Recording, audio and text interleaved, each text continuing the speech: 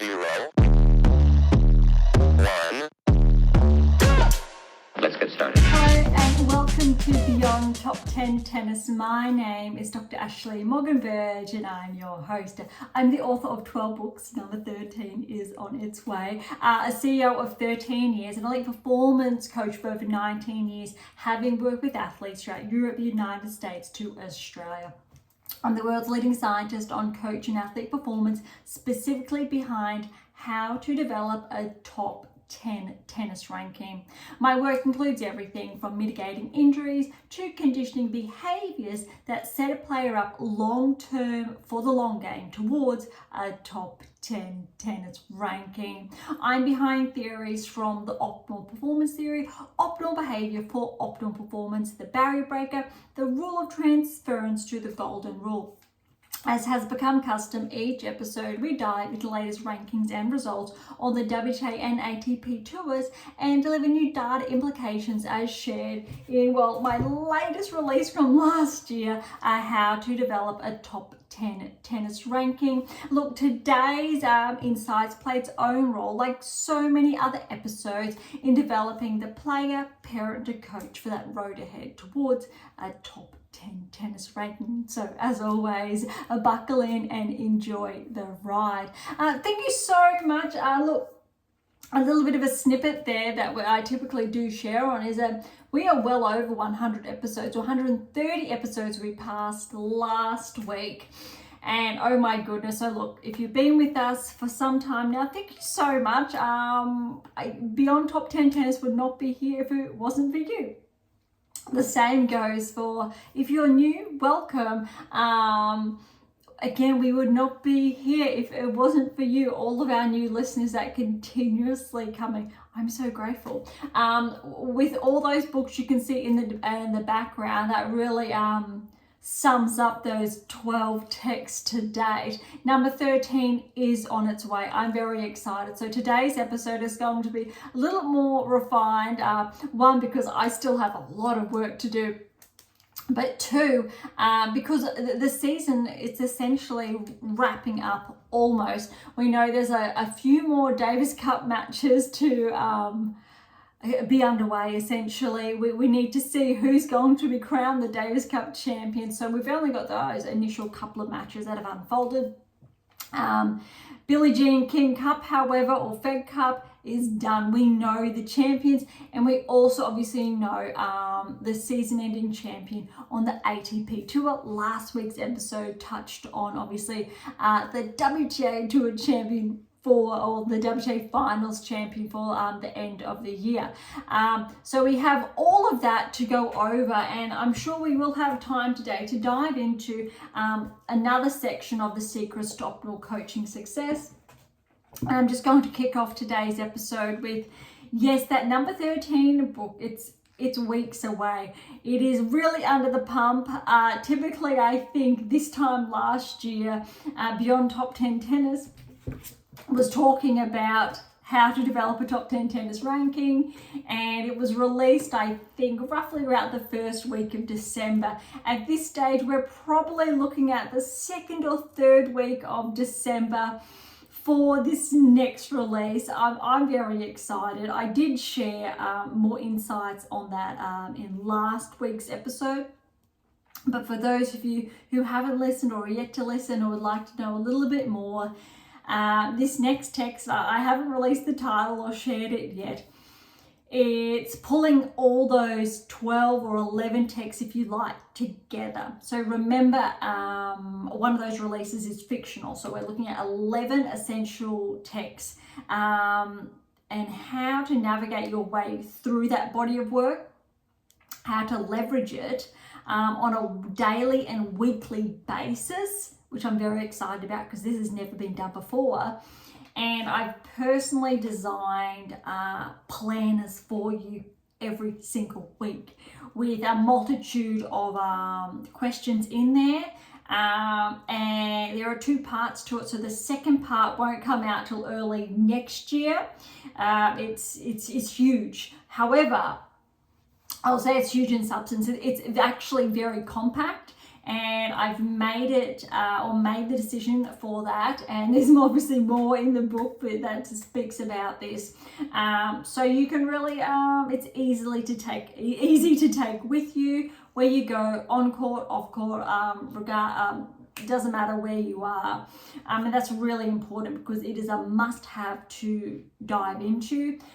If you do not have any of the books to date, that's okay as well, because it will guide you through where to start, which one as well that you should be reading in tandem, but also it's own book in itself, that it's filled with new resources, new information, discussions, etc. And also there's a part that runs parallel with this very season. So it's jam-packed with goodies, very powerful, and I really can't wait. On two fronts, I can't wait for you to read it, but it's be very nice to wrap this up after it has been a very long process.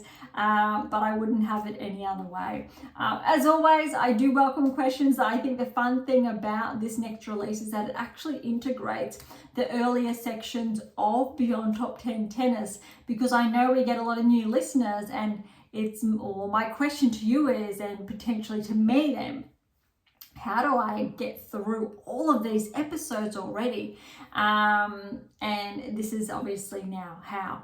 Believe it or not, there is well over 1 million words in those early episodes. It's absolutely substantial. I think that is a very baseline. I think we've gone tenfold now, which is absolutely mind-blowing. So just to put that into perspective, and how we've had to condense that quite substantially to really pull out some key pieces for you to follow. And just another text along the way that really rounds off this comprehensive framework, a first of its kind that's been built, that I've built for you.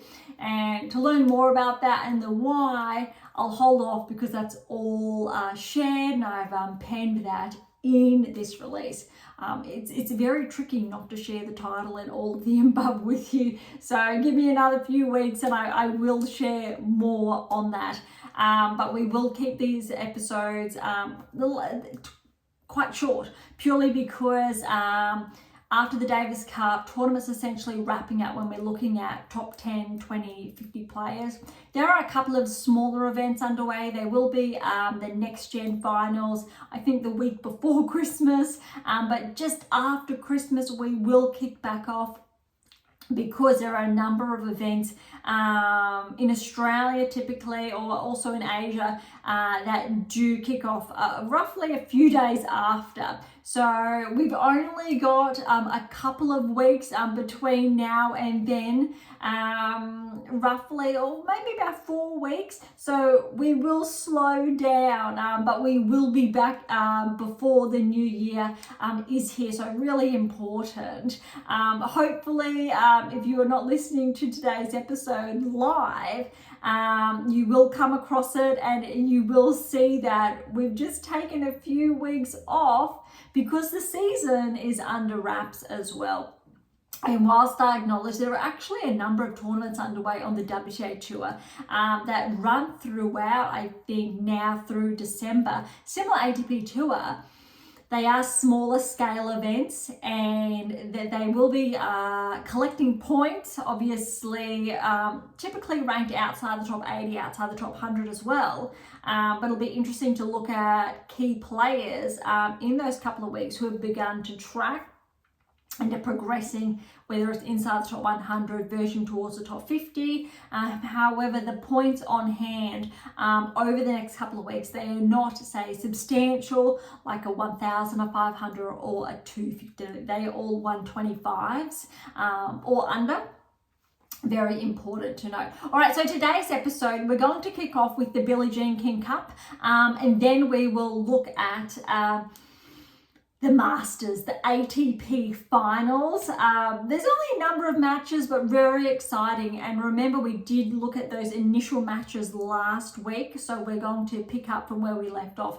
That said, Billie Jean King Cup started literally the day we went live last week, so we weren't able to touch on that. So it was a very good timing, which means we're going to start at the draw.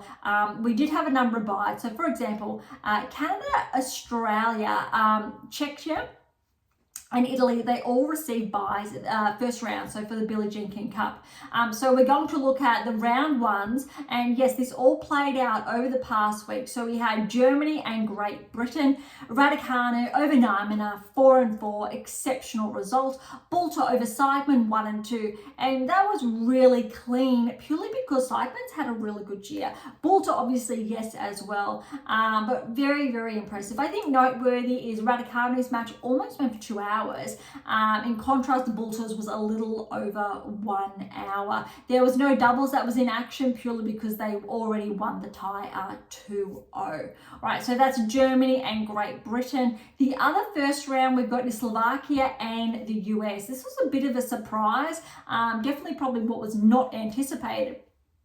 Townsend with the win over Jamrikova, 5-4. Shramkova upset Collins, 2-5. That's really significant. Both of these hours actually around the 1:45 mark, a little under, a little over. And the doubles really sealed it because, and I really do my best to pronounce these names, Harankova and Mielekova defeated Kruger and Townsend 6-3, 3-6, 10-8 in that tiebreak. That is very substantial and impressive. So USA was out. Arguably, they would have been favoured to, I think, progress. Obviously, key names missing. Gorf and Pegula just come to mind. But look, Collins, she's had that ample rest, wasn't playing in the WTA Finals, so a little bit surprising. That'll be interesting to see how she kicks off next season. All right, the next first round, we have Spain and Poland, and I think this was a really huge one. Look at these scorelines. Lynette got the win over Sorobes Tormo, 7-6, that tiebreak was 8-6, and then 2-6, 6-4, really close. That match almost went for 4 hours, 3 hours, 50 minutes. So anyone who thinks that women's tennis, just the best of three, more often than not in Grand Slams, and those 5-set matches are over within that 4 hour mark. Obviously, there are the exceptions that go very, very long, being clear there. But these matches, this is very, very impressive, very exciting tennis. The next match, it went for almost, or it went just over 2.5 hours. Swiatek and Badosa, highly anticipated, but I think the scoreline really shows, one, why Swiatek, well, was number one, number two in the world, has those 5 Grand Slams through her name, but also why Badosa's had an exceptional season, why she's been tracking, and why she's now on the cusp of becoming a barrier breaker next season. She's literally within reach. Swiatek with the win over Badosa, 6-3, 6-7. Badosa got that tie break, 7-5. Swiatek ran away in the third, 6-1. So I think that third set obviously is where those rankings came into play. Swiatek, how well she's been playing this season, but also especially I think that second set, how well Badosa's been playing this season. I think that's really interesting to see. Obviously, because Poland got the win, 2-love, the doubles did not play out in that encounter. Okay, one more first round encounter, Japan and Romania. I think a key player absent here is Halep. Halep's not playing for Romania, but Bogdan over Hibino, 2-4, very good win. Bogdan's, I think she's had a very good year. Christian fell to Shibahara, 6-4, 7-6, 7-2 in that tiebreak, and the double sealed it actually for Japan. So Japan got the win. Aoyama and Hozumi over Nicolasu and Roos, 6-1, 7-5. Noteworthy, Osaka is missing from this lineup.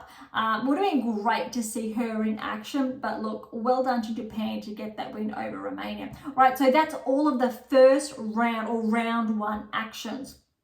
Now, all of the winners, plus the countries that received the bye, progress to, well, we'll say the second round, but it's classed as the quarterfinal, so the top 8. So we had Canada and Great Britain. I won't say there were no big surprises, but a little bit, so wait for this. Raducanu over Marino. So look, 6-love, 7-5. That's huge. Raducanu, look, her ranking hasn't been as, I think, tracking as steadily as it could have been this season.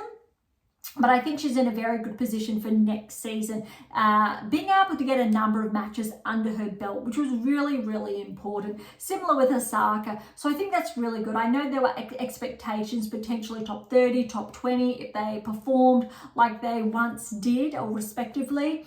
But look, both players have set them up very well, I think, for next season. So well done to Raducanu. But look, Boulter and Fernandez, they're very similar in the rankings. Boulter's actually been peaking recently. She had a bit of a lull. Fernandez has been relatively steady all season, solid inside that, around that 25 mark, definitely top 30. Boulter was bumped outside the top 30. She's back inside the top 30. But look at this, 6-2, 6-4 to Boulter. That's a very significant.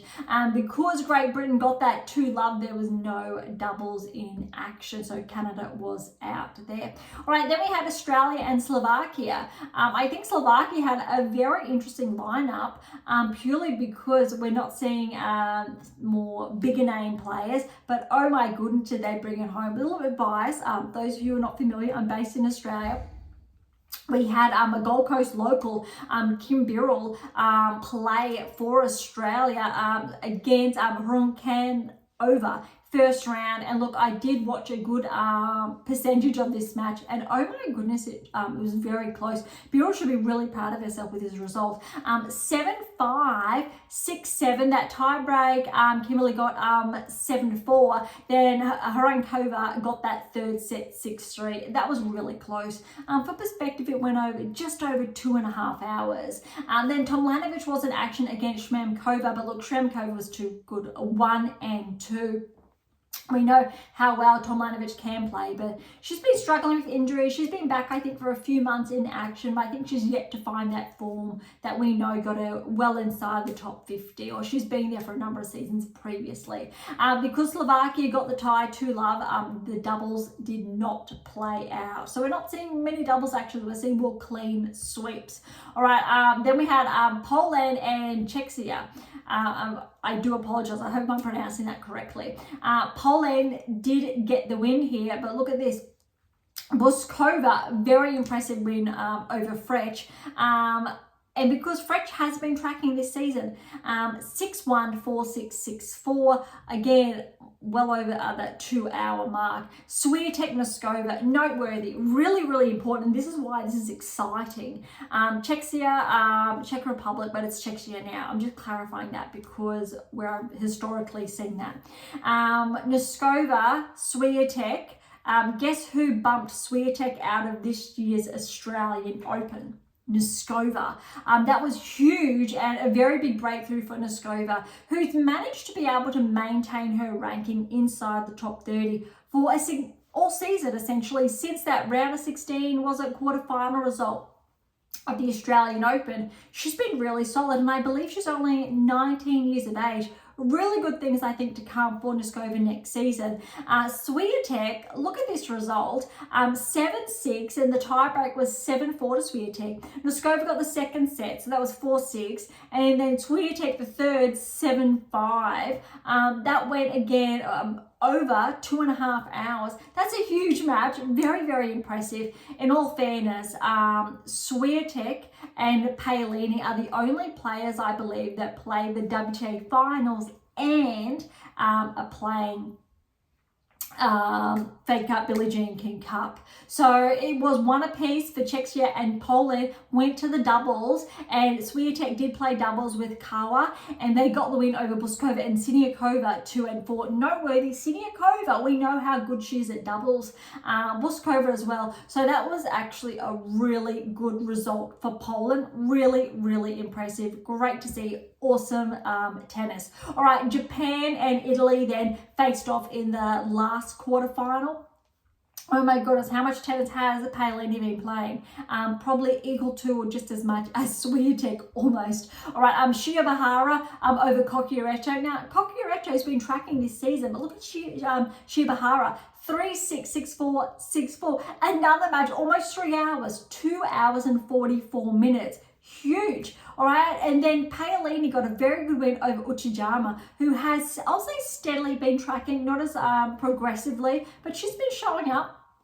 And look, Paolini's win went for a little bit over an hour in contrast. So it went to the doubles. Irani and Paolini teamed up, gold medalists over Hozumi and Aoyama, 3 and 4 there. So Italy got the win to advance. Very, very exciting. So when we're looking at the semi-finals, we had Great Britain, Slovakia. They're going to play off Poland and Italy. So that was the final 4. All right, so let's go to Great Britain and Slovakia. Absent here that comes to mind is Kvitova, right? And we haven't seen her so much in action. That's just one of many players there. Slovakia is very impressive as far as tennis is concerned. Okay, and I hope I've got that right. I could have made an error there, so if I have, I do apologize. Raducanu over Harankova. Look how impressive Raducanu's been clocking up these wins. 4 and 4 over Harankova. Then Bulta played Shramkova. Shramkova has upset a top 30 player 2-6, 6-4, 6-4, just over 2 hours. Raducanu was a bit over an hour and a half, went to the doubles, and believe it or not, Slovakia got the win over Great Britain. They upset them.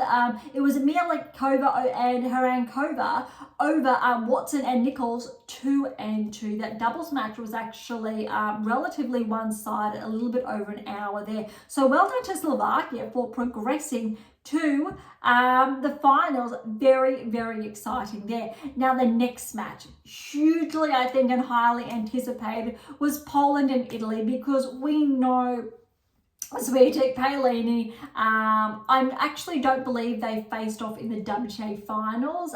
From recollection, they could have, but let's go with, I think they were on different sides of the draw. But again, I could be mistaken because I have a lot of data in front of me. But look, Bronzetti and Linette. Now, remember, Linette's been tracking, but way to go for Bronzetti. She got the win. Just under 2 hours, an hour 47, 6-4, 7-6. That tiebreak was 7-3. Very, very impressive. All right, second match. And this is, I think, what we were all here for. Paolini and Swiatek. This did not live it down. It was so much, I think, more highly contested, let's say, than the French Open final when the two met. But wow, because it went for just over 2.5 hours, Swiatek did get the win, but 3-6. So Paolini, she got the first set.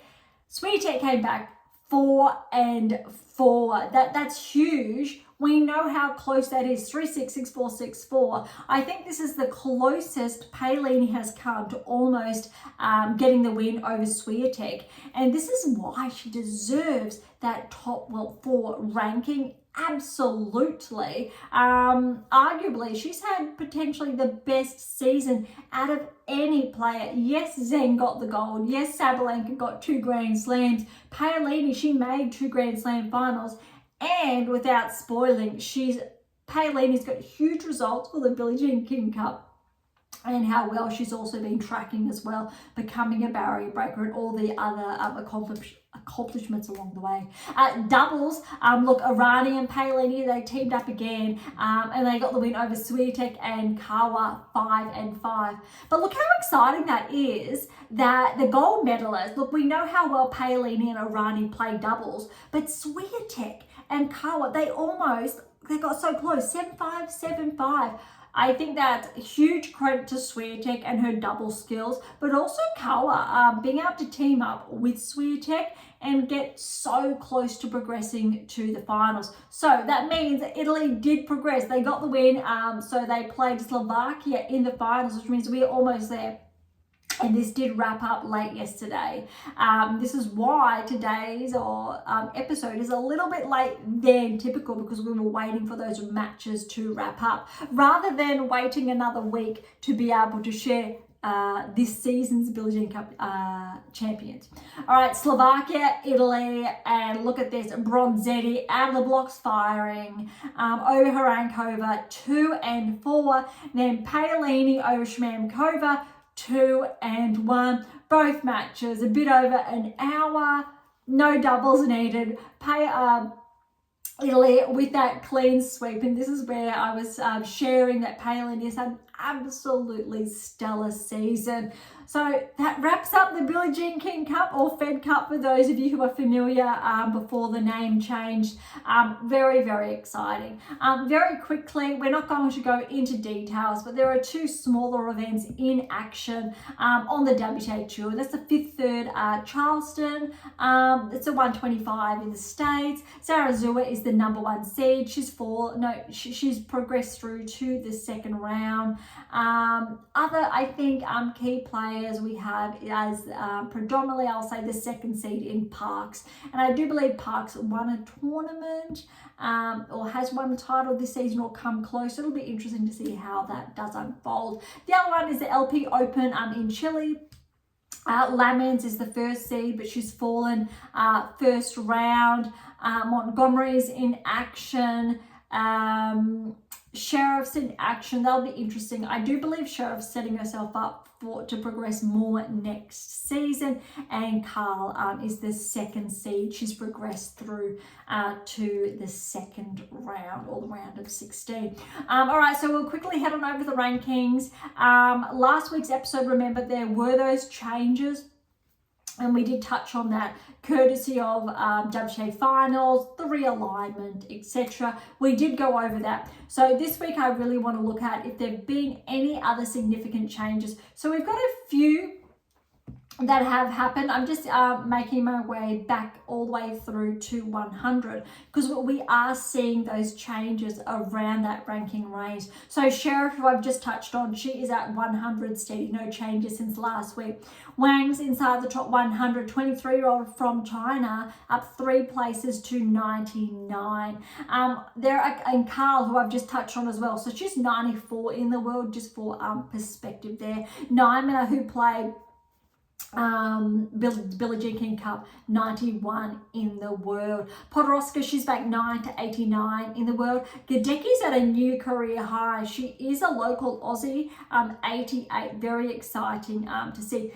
Kennan, so she's at 1, but she's had a bit of a regression. So she's 85 in the world for perspective. Tomljanovic is 84 again for perspective. Seidman's even ahead, how I just touched on. She had a pretty good season, 83 in the world. All right, Stevens has had a bit of a regression. She predominantly spent most of the season, I would say, around that top 40 range, but she's back to 79 in the world, just to set the scene for the end of the year as we look forward in the next few weeks to next season. Wozniacki, steady at 72. She's made some good inroads, I think, this season. Townsend's at 69. We've got Kruger. She's up at 65, the 20-year-old American. We've got Yafan Wang. My eyes are on her to see how she goes in Australia, because she's the player that almost got the win over Zheng. And it was very, very close, as in if it was not for Zheng scraping past Wang, obviously that finals result would never have been. So that's very interesting. All right, Osaka, she's at 59. I think that's a very good setting herself up for next season, how she's been tracking. And Raducanu is right in front of her at 58. So both of these players, it's going to be really interesting to see if both of them steadily track. They're definitely on target, I think, to crack into the top 50. Definitely both have the potential to make their way back inside the top 30. Absolutely, top 20 for both of them is within reach next season if they're tracking, as very, very important. Danilovic, we've touched on, she was outside the top 100 2 weeks ago-ish, and look at her at 52 now in the world. Very, very impressive. I have said this season, when we're looking at players outside the top 100, only a couple, she was one to watch. So that really reaffirms the power of the data once again. Other, I think, noteworthy players that we have been, let's say, familiar with or keeping an eye on this season, we've got Jabeur, 42 in the world. To think she was obviously inside the top 10. A lot of points she's had to drop. So I'm really interested to see how next season plays out and if Berge can make her way back. I'll say maybe not inside the top 10, but top 20, top 15. Maybe top 10 would be very interesting. Pliskova, she spent most of the season outside the top 30, but she's at 41. And look, you never know. She's been a Grand Slam finals before. She's previously been #1 in the world, I do believe. So that will be very interesting as well. Lulu Sun, she had a huge year, especially at Wimbledon, steady at 40. Vondrousova, former Wimbledon champion, she's at 39 in the world. Again, a couple of these players have been inside the top 10 for the best part of the last 18 months, 2 years or more. Let's see what next season brings. Other players, we've got Sakari, she's at 32 again. She's spent the best part of the last few years or seasons inside the top 10. So this is a very big regression for her. It'll be very interesting next season. Fernandez, she's just been bumped outside the top 30. Must have been last week. So she's at 31. I'm sure she will progress back inside. Definitely, I think, one to watch Fernandez to crack inside the top 20. Top 30, we're not seeing any movers. Everything is relatively the same. Look, Noskova, she's steady at 26. Fretch, career high, 25. Bolters, 24. Markova, 22. I'm sure she's going to crack back at least inside the top 15. Keys at 21. Azarenka, look, she's at 20. It'd be great to see her inside the top 10 again. I definitely believe she can. It's just about getting enough games together at the bigger events, really to make her move at Grand Slams, like get those round of 16 quarterfinal plus results. Look, Andreeva, Mira, she's definitely on track to become a barrier breaker potentially next season, which is very, very substantial. I think youngest player since Coco Gauff to progress that close or into the top 10. Look, Kalinskaya, Schneider, Badosa, Collins, that rounds out prior to the top 10. We know Krejcikova is back inside the top 10 as she deserves. We also know how Kasatkina fared at the WTA Finals. Navarro is definitely deserving, obviously, at number 8 there. And the rest self-explanatory. We know Sabalenka, Swiatek, Gauff, Palin, Zhang, Rybakina, Pegula rounds out the other 7 there. All right, that wraps up the WTA Tour. That did go a lot longer than anticipated. We've got a little bit of a short time, however, for the ATP Tour because we're not going to dive into the Davis Cup Finals. We'll wait till next week to wrap up all of the action.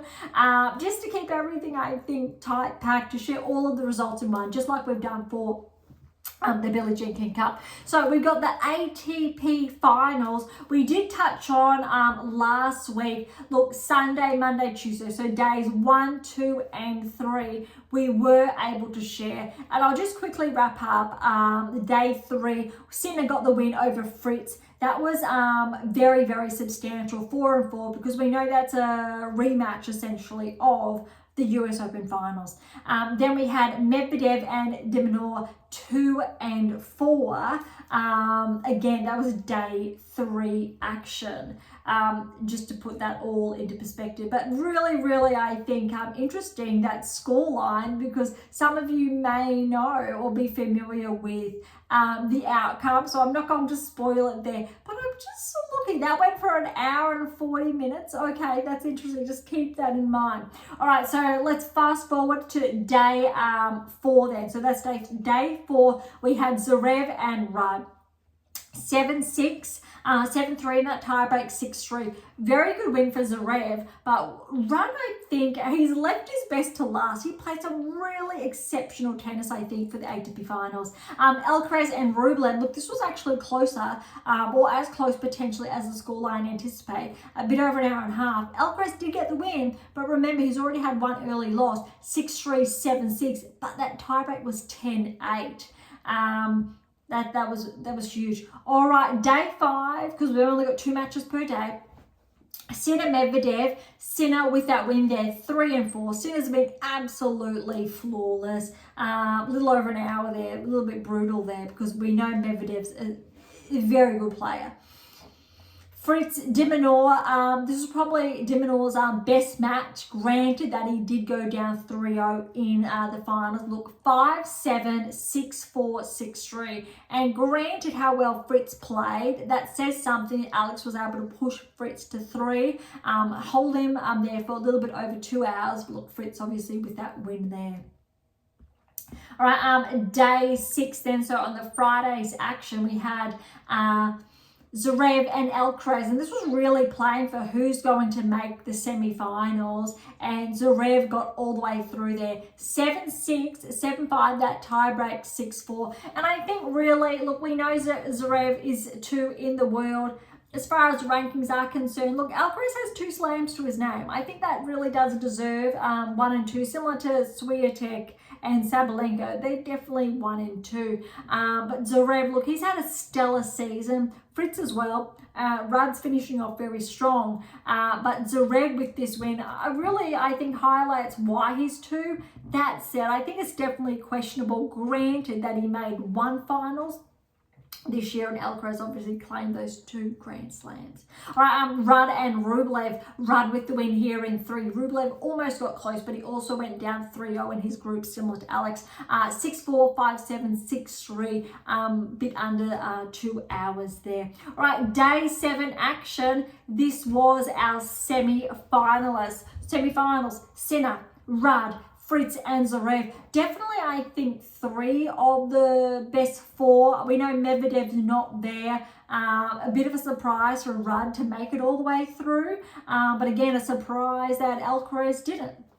And Rudd really played well for the ATP Finals. But look at this, Sinner way too good in his semi-final against Rudd. A little bit over an hour, 1 and 2. Super clean tennis he's been able to maintain all season. For more on that, I do share that in this next release. Very, very exciting. Fritz and Zverev. Look, this is a rematch. I think things changed mid-season where this season, Fritz just got the wins over Zverev. Very close, over 2 hours here, 2 hours 21, almost 22. 6-3, 3-6, 7-6 in that third. 7-3, I do believe. If it was a 10, well, it was 3. Just for clarity's sake. But that means Sinner and Fritz were to play again, because they played obviously when I did touch on day, no, I was looking day 1, when they did play on day 3 in the round robin. So recall, Sinner got the win 4-4. So in the finals, guess the scoreline. For those of you who are not familiar, scoreline was 4-4 again. However, it was a little bit quicker. So that early match was about that 1 hour 40 mark. This one was a little bit under the 125 mark. Look, Sinner, he's just been playing so clean. But look, 4-4, you have to admit, Fritz is getting very close. I think this is the best season Fritz has had ever through his career. Career high ranking as well. It's going to be very interesting next season. Potentially he has put himself in a position to make more Grand Slam finals. It's really a question of whether or not he can maintain his form. Sinner undoubtedly has put himself within reach of catching up, I think, to Alcaraz's Grand Slam haul without a doubt next season. Obviously, let's see the contenders, how that tracks. But that's I think, very interesting to see how that's going to play out. All right, let's quickly head on over now to the ATP rankings, because there are changes. So we will actually start at the top 10 because of the changes that did happen courtesy of the ATP Finals. Sinner, look, he got that 1,500 points. Number 1, clear cut. He is almost 4,000 points ahead of Zverev, and Zverev is around that almost 1,000 points ahead of Alcaraz, but it is 1, 2, 3 respectively. Fritz got bumped up 1 to 4, so that's his career high. However, Alcaraz is 2,000 or thereabouts points ahead of Fritz. Medvedev got bumped back to 5. However, there's less than 100 points separating Fritz and Medvedev. All right, at 6, Rudd's been bumped up 1 because Djokovic, he did not play, so he's lost a number of points. Rudd's at 6, however, separating him from Medvedev's roughly around that 800-point mark. So it's relatively close, but that said, you really do need to win a Grand Slam or have a very good season, get enough wins to accumulate those points. As far as Alcaraz and Zverev are concerned, if Alcaraz does win, say in Australia, that might be enough to get him closer, but he will not get number 2 unless Zverev plays poorly, so loses points. Sinner, he's relatively happy providing he defends his points. That said, that was the same scenario this season for Swiatek, where Sabalenka just caught up. And remember, Sinner started this season well behind. For more on that, that's where this next release comes in as well, because I have shared even more. All right, so Djokovic, he's been bumped back to 7 in the world. We have not seen him there for some time now, though we've seen him there before. But again, look, he hasn't really played since the US Open. It's going to be very interesting to see how he starts next season off, though you have to put him in contention irrespective what event, just when he plays, because he's been able to make, he made the ATP Finals. He did not play, however, whilst not playing his best tennis this season, probably his worst season on record as far as results are concerned historically. Still a very good season. He did make the finals at Wimbledon, remember. But still, I think, yes, players are ahead of him, but he's had more of a quiet year. He won gold as well. So I think it'll be interesting to see how he tracks next season, if he's able to maintain that motivation and to get back into the top 5, or really, if he's able to maintain his place inside the top 10, let alone the 8%. I think it's really important and pivotal. 8%, so remember how to develop a top 10 tennis ranking, the power of the 8th key, and the correlation with the 8% there. More on that again in this next book. All right, to round out, we've got Rublev's at 8, Dimonor is at 9, and Dimitrov is at 10. Probably would, Alex definitely deserves to be at 8. There is 200 points roughly separating Rublev from Djokovic, and there's just around that 20-30 points separating Alex from Rublev there. Alex is just in front of Dimitrov by a couple of hundred points. But Alex, look, he's had a huge season. Rublev and Dimonor, same result, ATP Finals. Arguably, though, when it comes to Grand Slams, Alex did perform a lot better with those quarterfinals results on multiple occasions. All right, so that really rounds out then the top 10. Let's have a look at other players who have tracked over the weeks. I'm not anticipating too much, but unlike the WTA Tour, we are going to head on down or back, depending on your perspective, towards the top 100. Tsitsipas, Paul, Rune, Humber, and Draper all outside, round out the top 15. Draper and Paul are definitely barrier breakers next season. More on that again in this next release. Mazzetti's up there as well. Be interesting to see how Hurkacz tracks next season. A lot of good players with this potential. We've got Phil's at 20. We've got and then behind him is Shelton. No very, I think, big changes in the rankings. Everyone's really steady. It looks like most of these players inside the top 50 have had a week off. Look, Arnaldi's up 1, Nakashima's back 1, 38, 37 respectively. Just some very minor changes. We don't have a really big or substantial noteworthy regressions like, let's say, the WTA Tour this season. It was really just those ones outside the top 10, but still inside the top 20. Yeah, Norrie, look, he's at 50. Goffin's had a good season. I believe he started just outside the top 100 or around there, but he's managed to almost find his way back inside the top 50 at 52. Monfils is at 55. He's hovered around there for most of the season. Shapovalov, look, he started the season outside the top 100. He's back 56, which is great. No changes, though, over the past week, just reaffirming where some of these players are. Vukic has had a very good season. He's up to 68.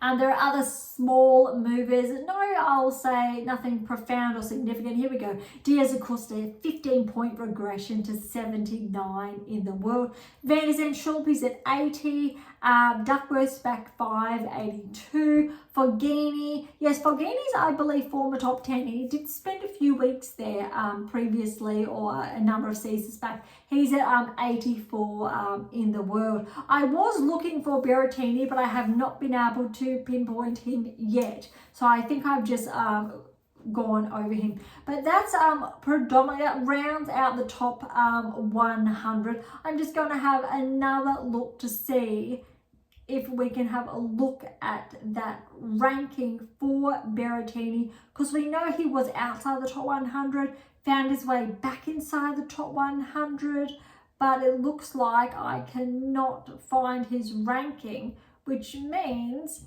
I think, look, as far as I think players and their rankings are concerned, that's just one primary player that hasn't been tracking this season. So I've just definitely skipped over him. He is there.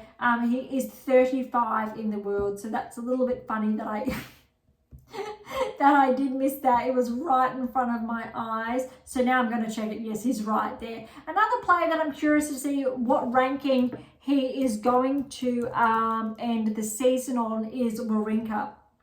We haven't seen too much of him the last few weeks, but he's very, very consistent. Well, it stands here, look, he's bumped outside of the top 100. So let's have a look when that actually happened, because he did spend most of the season inside the top 80. So for a breakdown, Stan did get bumped outside the top 100. How's this? Back in July. That is actually a little bit surprising. So he's obviously lost a lot of points along the way. And he has unfortunately regressed since. He was bumped out all the way to 235. He's back to 163. Look, I think if Stan's able to get a few good wins in Australia under his belt at the bigger events, some wild cards there, he will crack back inside the top 50. That said, he is at the later end of his career. We need to remember Stan is, I'm just checking for clarity's sake. Look, he is 39 years of age. He will, yeah, he's had a huge, I think, career as well. Arguably, he's the last one after Djokovic left standing, with Nadal on his way out at the Davis Cup, and Murray this year, and other players from Thiem, Gasquet recently. But Stan, he's still going strong. So it'll be interesting to see if he plays another season, how he's tracking and faring, because unfortunately that ranking has slipped in the last half of the season. But they're primarily the players that came to mind when we're looking at players formerly inside the top 10, or historically they're still inside, or who have still been inside the top 100 this season. Okay, that wraps up the ATP Tour. A little bit longer as anticipated as well. But before we go today, another segment from the Secrets to Optimal Coaching Success. Keep in mind the covers you're seeing in the background, some of them are original covers, which means if you are on AM International or Amazon, regardless where you're based in the world, you'll see the updated covers. So they may not look the same, but they are the same inside. Okay, we're up to 4.1, golf and coordination. Yes, just like last week around swimming, you will see the method to the madness. All right, so I will read a couple of extracts from this chapter segment before we close out today's episode. The ability to synchronize one action movement to coincide with an object ball is no mean feat. Coordination. In order to perform these types of actions, you need to visually track the object and move your hands at the same time. This is referred to as hand-eye coordination. I'll bet you have heard of this term before, but perhaps aren't necessarily as skilled in this as you could be. Cue coaches and parents.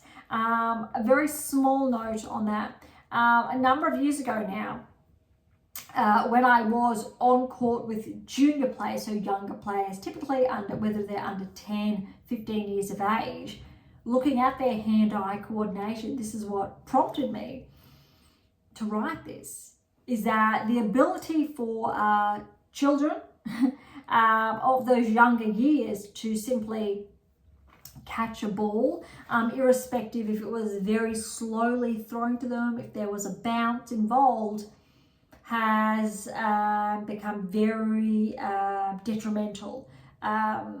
It's almost not guaranteed. Once upon a time, I will say, when I was growing up, it was very readily anticipated that most people around that age, children, could catch a ball. They did have some level of hand-eye coordination.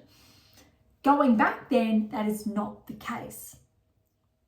What was the case is that now, or back then, around that 15 years ago, we were seeing, or I was seeing, a lot of younger players struggle. And if you cannot catch a ball, if you cannot bounce then catch a ball, if you cannot bounce up a ball then catch it with your racket, these are very small or micro skills to develop your hand-eye coordination. And if you struggle, your ability to perform on the tennis court with, as far as hand-eye coordination is concerned, it's regressive. So you are starting on the back foot. So once you're able to form those key fundamental skills, so hand-eye coordination, then you progress with that racket. And now most coaches universally know this, or should know this, parents as well, hopefully. But that's why it's so powerful in the schoolyard or at home to practice for the younger players catching a ball with your non-dominant hand. There's lots of skills there, and discussed in the I'm Your Tennis Coaching Guru text. See a big orange one over there. But there's so much, it's very multifaceted when you're looking at skills not with the tennis racket and how it transfers then with the tennis racket. Very, very powerful. All right. It has become all too common these days for hand-eye coordination to be pushed aside in our players' or athletes' skill development in their fundamental years. So like I've just shared, to identify if this is a skill that is lacking in your child or player or athlete, play catch with them. Just again, as I've shared, reading my own thoughts. By playing catch, you will be able to notice your child's or players or athletes' ability to track the ball and then reach or react, catch in sync, their level of hand-eye coordination. So that is relatively, I think, self-explanatory. One last section. Regardless of age, there are plenty whom this will not be easy for and will struggle to throw and catch. And that's okay. If that's one of you, that's okay. It simply means it's not a skill that's been developed, but if you are looking at progressing your tennis performance, hand-eye coordination is a very important skill to begin to integrate in your game. Of course, if you're a player inside the top 50, top 30, absolutely you have this skill. There's obviously no harm in continuously working on this skill. There are added benefits. We see it all the time. There's lots of literature behind it. There are lots of drills you can do to help with this, and that definitely correlate with optimized performance outcomes. But this is for one simple reason: lack of play. In regards to hand-eye coordination and being able to play outside, for example. That's right. Naturally, children of any age are inclined to grab an object and eventually throw it. Over time, this throwing becomes and is freely termed catch. But if children are unable to play nor encouraged to play freely, as has been the case, I've personally observed the past, decade, 2 decades now, these skills are no more. They are no longer commonplace, but only skills acquired by those who are able to experience the joys of catch in their own play time. All right, so as far as I think golf's concerned, coordination and the crossover there, to learn more, head on over to 4.1 that we've just touched on. But that's a really powerful topic, especially when we're considering how. So without spoiling, I think, the later ends of that chapter, where it goes to or discusses is that rather than using tennis directly or the sport of choice directly, you may choose to use golf, whether it's at home, in your backyard, or driving range, irrespective of your age. Obviously modify your tools or equipment accordingly. but how you can use different sports to enhance your performance. We commonly see tennis players perform quite well at golf, not always, but the transferable skill is that hand-eye coordination. And some players have better hand-eye coordination than others, but you're able to transfer that. And by playing a sport, it's quite beneficial to work on that. Basketball is another example, a little bit different because you don't have equipment, so to speak. It's just a ball, so no extension. But you have to be quite careful about sports that could compromise your technique. So if you're playing too much paddle or pickleball or badminton or squash, for example, sports with a very similar technique, when you go back onto the tennis court, can potentially compromise if you play that quite frequently. Habitual behaviours, right? So you need to be careful. But other, I think, sister sports, so we have chapters on that in the What is Your, well, no, I was going to say What is Your Game Missing series, but The Secrets to Optimal Performance Success, there are chapters on that, but also actually touch on the sister factor in this next release as well, which is really important. All right, I think that wraps up today's episode. Before we go a little bit over, but it is a little bit shorter as anticipated, which we were after today. But look, we've wrapped up the Billie Jean King Cup. We've held off on the Davis Cup finals, but we've shared the ATP finals results and I think the updated rankings, which predominantly will see out the year, and we most likely will see the top 10, top 20 stay, top 30 stay where they are. Those playing those smaller events, we will probably see notch up a few points, maybe a few entries inside the top 50. But I think relatively the next few weeks, rankings will remain the same. All right, so to grab my new release, How to Develop a Top 10 Tennis Ranking, head on over to AM8 International Amazon. But watch this space for my next release, the new release this very year. I'm very excited. It's only a few weeks away, so I will definitely share more as it comes closer. It will be out in time for Christmas, but I'm yet to share that title. But look, okay, for any comments or questions, head to AM International or Topic Thread, the social platform set on data privacy, or leave comments directly on YouTube or Spotify or any of the social handles. Interact with Beyond Top 10 Tennis, head on to AM International or again, those social handles, but also have a look in the episode notes.